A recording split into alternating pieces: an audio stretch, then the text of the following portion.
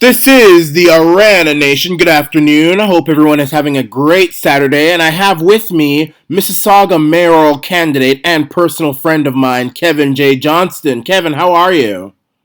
Michael, it's always an honor to have you on the phone. And every time you call me, my smile just goes eardrum to eardrum. Thanks very much for having me on the show. Well, the pleasure is mine. I want to support you. I mean, you're running for mayor. This is your second time, I believe, now, running for mayor.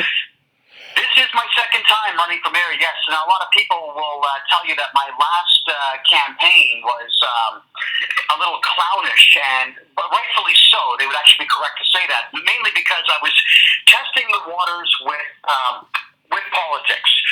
You could go to school and spend $100,000 to learn about politics in university, or you can simply run a campaign and learn more than you would ever learn in 5 terms of school. I chose the latter. But also, Mike, I chose to run in 2014, not just to learn the ropes, not just to try to make an impact in my hometown, but also because Bonnie Crombie, quite frankly, irritated me beyond reproach. I asked her on 3 separate occasions what we were going to do, or what she was going to do in Mississauga about the red light crisis that we have. And it's bad here. Red lights are terrible in this town. And all 3 times she said, "Oh, excuse me for 1 second," and just walked away. And that was the end of it. We didn't see her again.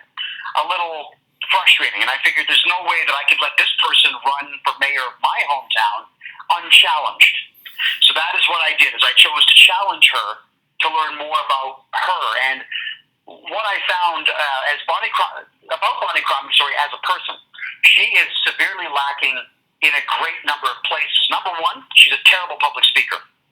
If she does not have her binder handy, then she can't speak to anybody in any way. Number 2, though, and this was the most perturbing, is that she is so inwardly focused. This mayor run for Bonnie Crombie is specifically and only about Bonnie Crombie. She has zero concern about any human being out there. I was really appalled by just how selfish a person she really is. And a lot of people who are extremely wealthy in town, they've all expressed the same thing, that they humor Bonnie because they need to. That's pretty much it. When she shows up at golf courses or expensive luncheons, she's showing up to remind everyone that she's there and to have the camera pointing at her. She's not there to help spread business or bring business in. She's not there to help the average individual, and all of her speeches tend to include her as part of them. And what I also learned, Mike, is that in every photo op that she goes to, she shows up, gets that necessary photograph, and leaves. Simple things like planting trees. In 2014, there was a big tree planting thing that I was invited to go to. She showed up, lied to me and said, "Oh, she was really busy last year. She planted 140 trees," or whatever the number was she gave me, posed for the photograph with the Mississauga News, and then disappeared. Wow, well, that's what she does, yeah. sounds like the long-haired Mac Daddy. I mean, yeah, you see...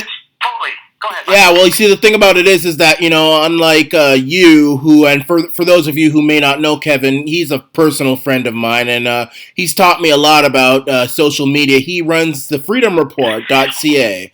So, I mean... Freedomreport.ca, and Michael's been a guest numerous times. Many, many times, and, I mean, you obviously have to know a lot about public speaking. He seems to know what to say at the right time.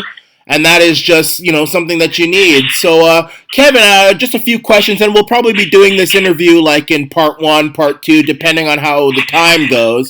But you've kind of discussed how you are not a fan of Bonnie Crombie and how she has done a poor job for Mississauga.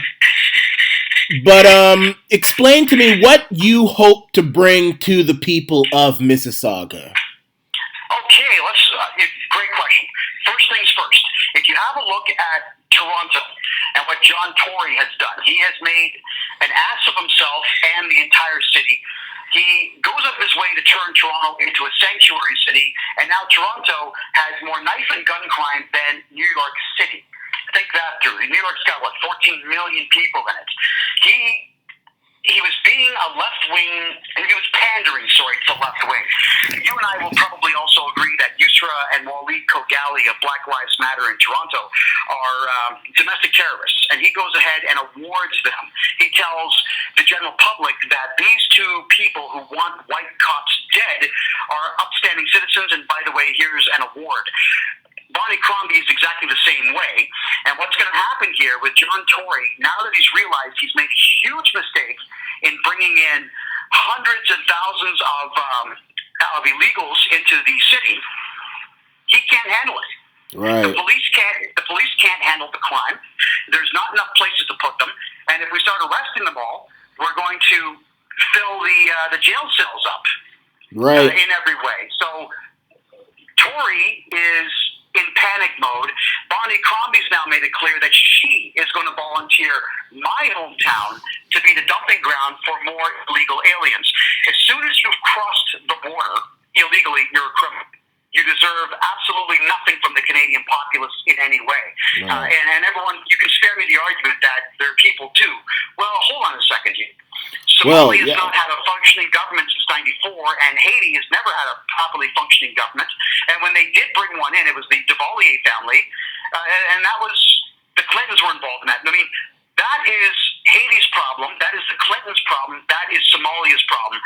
It is not Mississauga's problem. And I'm not going to watch the crime rate soar and skyrocket in my hometown. But not only that, I mean, Canadians are also people, and we've got Canadians last winter who froze out in Toronto. They didn't have a place to go. They didn't get any free housing. But somebody who crosses the border illegally gets free housing, free college dorms. I mean, that doesn't seem right. I mean, I agree with you.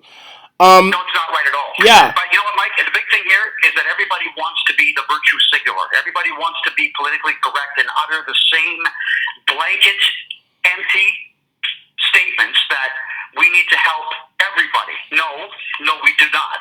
What we need to do is make sure that the country continues to function so that we can help those who have contributed to it and those who deserve it. That is what we need to do. As it stands right now, Donald Trump is so fed up with Justin Trudeau and his antics that our economy can tank very rapidly. And in fact, it might still do just that. We can correct the way everybody thinks at the municipal level because, first off, there's 1 million people in Mississauga. Right. Not all, most think the way that I think, most think the way that you think. But Mike, you and I are the only ones telling the story. We're the only ones talking.